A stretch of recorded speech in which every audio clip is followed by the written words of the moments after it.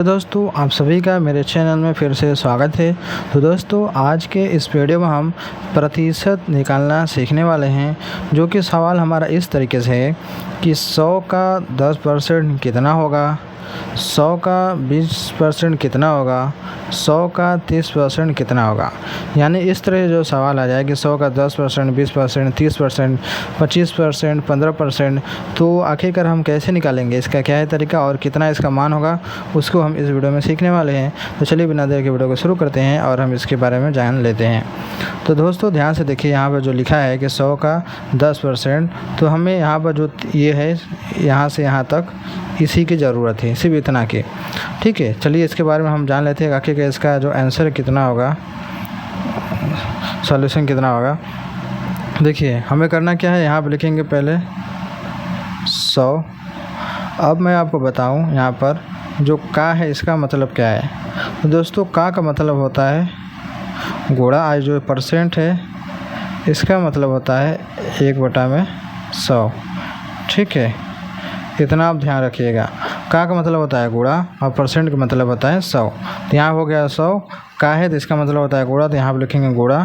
फिर परसेंट मतलब होता है 1/100, तो यहाँ लिखेंगे यहाँ पर 10 गुणा 1/100। इतना हमें लिखना है। अब इसको क्या करना है, हल करना है। हल करेंगे, देखिए 100 से 100 ख़त्म हो गया, कट गया, बचा क्या है हमारे पास, 10 गुणा 1 बचा है। तो 10 गुणा जब 1 में करेंगे कितना हो जाएगा, 10। यानी कि दोस्तों इसका जो आंसर आएगा कितना आएगा, 10 आएगा। यानी कि 100 का जो 10% होता है वो कितना होता है, 10% होता है। अब हम अगला सवाल देख लेते हैं। अगला क्या है कि 100 का 20% कितना होगा। तो इसको हम कैसे निकालेंगे, तो इसका जो होगा आंसर, सॉल्यूशन जब सॉल्व करेंगे तो क्या होगा, सबसे पहले लिखेंगे यहाँ पर हम 100। का मतलब गुणा होता है, यह समझ ही लिया आप लोगों ने। यहाँ लिखेंगे गुणा, 20 है, लिखेंगे यहाँ पर 20। परसेंट का मतलब क्या होता है, 1/100। यहाँ लिखेंगे गुणा लगाकर 1/100 लिखेंगे। अब इसको हल करेंगे, देखिए 100 से 100 ख़त्म, यानी कि 0 0 ख़त्म हो गया, बचा क्या हमारे पास 20 गुणा 1, यानी कि यहाँ पर आएगा 20। यानी कि 100 का जो 20% होगा कितना होगा, 20 ही होगा। ये भी हमारा दूसरा आ गया। अब मैं आपको तीसरा बताने जा रहा हूँ। अब इसको हम देखें, ये तीसरा सवाल हमारा कि 100 का हमें 30% बताना है। तो क्या करेंगे, इसका जब सॉल्यूशन करेंगे, सॉल्व जब करेंगे तो यहाँ पर लिखेंगे हम 100। का मतलब मैंने पहले ही लिख दिया था कि का मतलब होता है गुणा और परसेंट का मतलब होता है 1/100। मैं यहाँ पर भी लिख देता हूँ। ठीक है, लिखेंगे क्या, 100 का मतलब गुणा, यहाँ पर गुणा लगाएंगे। 30 है, लिखेंगे 30 गुणा, परसेंटेज मतलब होता है 1/100। इस तरीके से अब हम इसको हल करेंगे, क्या हो जाएगा, देखिए 2 से 2 0 ख़त्म, यानी जो 100 वाला कैंसिल हो जाएगा।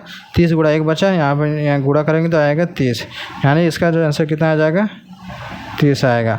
आपको इन तीनों सवालों में एक चीज़ कॉमन दिख रही होगी कि जब भी हम 100 का 10%, 20%, 30% निकाल रहे हैं तो कितना आ रहा है, जो यहाँ पर लिखा गया परसेंटेज वाला मान वही आंसर में आ रहा है। देखिए हमने जब 100 का 10% निकाला तो इसका आंसर कितना आया, 10। जब हमने 100 का 20% निकाला तो इसका कितना आया, 20 आया। जब हमने 100 का 30% निकाला तो कितना आया, 30 आया। तो इससे ये पता चलता है कि जब भी हम 100 का चाहे जितना भी परसेंट निकालेंगे, उसका जितना परसेंट में दिया है उतना ही परसेंट उसका आंसर आएगा। समझ गए। जैसे कि एक और मैं आपको उदाहरण बताता हूँ। जैसे हम यहाँ पर 100 का 25% हमें निकालना है, तो इसका आंसर कितना आ जाएगा, 25%। क्योंकि जब भी हम 100 का कितना भी परसेंट निकाल रहे हैं तो वही वाला आंसर आ रहा है। जैसे हमने 100 का 30% निकाला तो इसका आंसर 30 आया। जब हमने 100 का 20% निकाला तो इसका आंसर 20 आया।